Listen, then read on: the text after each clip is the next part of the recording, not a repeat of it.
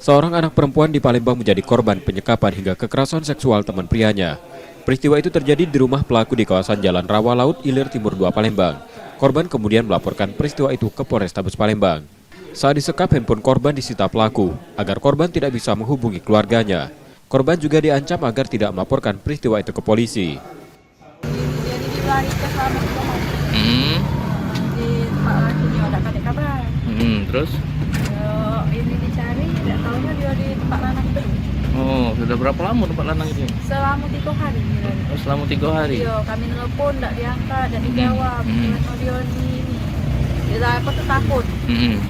HP dia ini disandra sama lanang.